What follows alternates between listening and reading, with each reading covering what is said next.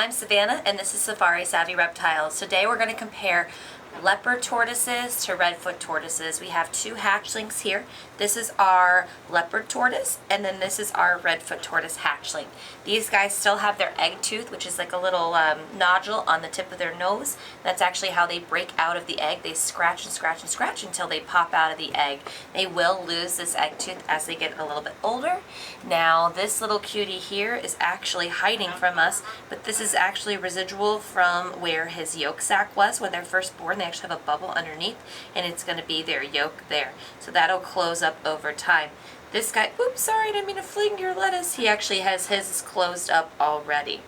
So these guys come from completely different parts of the world. Leopard tortoises are from Africa and they like it very dry, desert-like. These guys, the redfoot tortoises, are actually found all throughout South America, and they are actually a river basin tortoise. So they actually do like to swim and they like a lot of moisture. We live in Florida here at Safari Savvy Reptiles, so we tend to lean towards the redfoot tortoise because we have high humidity. That doesn't mean that you can't work with a leopard tortoise, but you do have to watch them when they're younger because they are more susceptible to respiratory infections with the higher humidity. When it comes to size, these guys are pretty similar in size. The leopard tortoise is going to get a little bit larger than the redfoot tortoise. The leopard tortoise is going to get about 40 to 50 pounds total and is going to be about 10 to 18 inches in size, whereas the redfoot tortoise is going to get about 30 to 40 pounds max, and they're going to be about 11 to 14, 15 inches in size. So very comparable to each other. The leopard tortoise, being a desert species, is not going to require a lot of water or a pond or anything like that. You can soak them when they're little to make sure that they have good moisture, and then you can also give a big tub when they're little or when they're bigger and soak them. Where the redfoot tortoise is going to need the higher humidity in their enclosure, so you're going to have to provide that by misting or living in a place with high humidity. And also for their outdoor enclosure when they're adults, I prefer to have a small pond for them to be able to drench themselves and cool themselves off. Temperatures are going to be similar. The leopard tortoise is going to like it a little bit hotter, and they are going to like that little bit more intense UVB. We definitely suggest you get T5 UVBs. That's going to provide the best UVB for them. So your leopard tortoise is going to look at a 10.0 UVB, and your redfoot tortoise is going to look at a 5.0 for UVB. These guys in personality tend to be very personable. A lot of people tend to lean towards Sulcata tortoises, which I'm an owner of too. I actually had a large group which I've kind of separated and rehomed, made sure that these guys were on their own. Sulcata tortoises are not group animals. They do not like to be together. They definitely will combat and fight each other, and they're also not very social with humans either.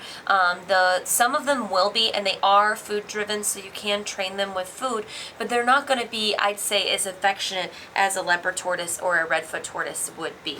You see our little redfoot tortoise is still a little shy in there. He's starting to kind of come out. Redfoot tortoises are called redfoot tortoises because they have little speckles on their toes. Now back to sulcatas. The reason typically people buy sulcatas is because they have large clutches, so people usually sell them pretty inexpensively. You're looking at anywhere from $70 to $100 for a sulcata. Now for an animal that gets to 150 pounds and lives 150 years and can dig huge burrows under your fence, or maybe into your foundation of your home, or maybe they dig into your pool foundation, it can be a huge havoc, and it can cause a lot of problems. Most tortoises actually don't dig. There are a few species, the gopher tortoise and the sulcata tortoise, that actually dig. Where these guys are not going to have that issue. They're not going to dig like that. They're going to stay pretty moderately sized, still big enough that they can go out in your backyard, no problem, still small enough if you need to bring them inside. It's not a huge deal. They're not going to be busting through drywall. Now, these guys, because they have a little bit of a higher price tag, people tend to, swing towards that sulcata. But again, if you're going to get an animal that gets 150 pounds, the enclosure that you're going to have to build, the food that they're going to consume, you're going to save the money in 1 year that you paid the difference between these guys. Leopard tortoises usually range from anywhere from about $170 to about $250, somewhere up to $300 depending on where your location is. And then your redfoot tortoise is going to cost you about $150 to about $250. totally worth it in the long run. It is a much more socialized animal and a lot easier to deal with. I do definitely love these guys. People think that tortoises can't feel through their shell, but their shell is actually made out of alpha and beta keratin, which is just like our hair and our nails, and they have nerve endings under their shell, so if you scratch their back, they can actually feel it. And they also, their shell is actually attached or fused to their spine, so if anything happens to them, it can actually be a life-threatening affliction if anything happens to their shell. So again, these guys will live anywhere from about 75 to 100 years. The redfoot tortoise stays a little bit smaller, getting maximum about 15 inches and weighing about 30 to 40 pounds, whereas the leopard tortoise ends up getting about 10 to 18 inches, and they'll weigh anywhere from about 40 to 50 pounds, so a little bit heavier than the redfoot tortoise. Both amazing options. Again, the redfoot likes higher humidity, and the leopard tortoise likes the desert. So also a big difference in diet. These guys are grassland grazers, so they're going to eat grass, hay, lettuce, zucchini, squash, mostly vegetation.